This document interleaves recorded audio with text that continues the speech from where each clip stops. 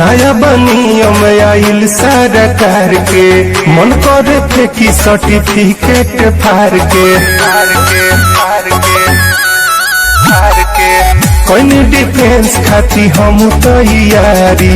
पढ़ल भर अब तोहरे बाबारी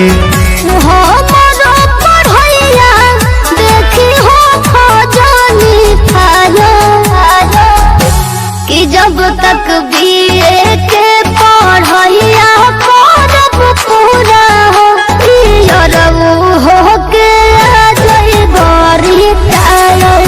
जब तक बीए के पढ़ैया करब पूरा हो के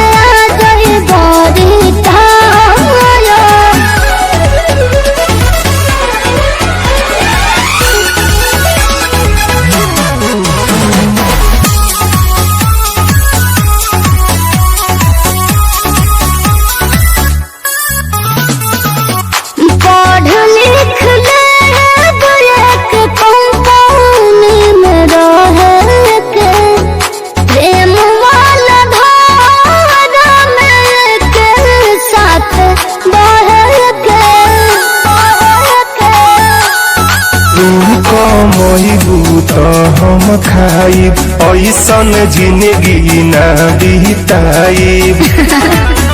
हम कुछ करब सोना होई नहीं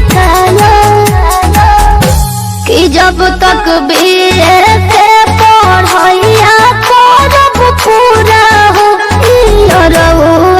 के जब तक बीए के पढ़ैया करब पूरा हो के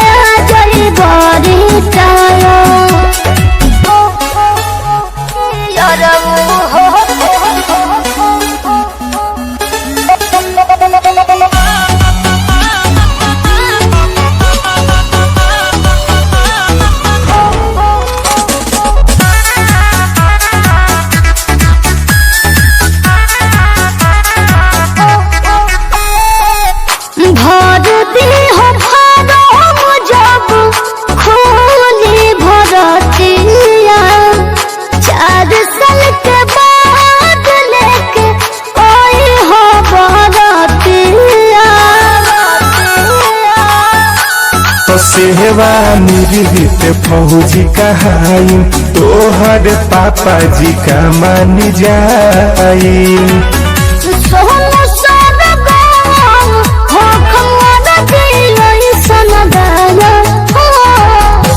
कि जब तक बीए के पढ़ैया करब पूरा हो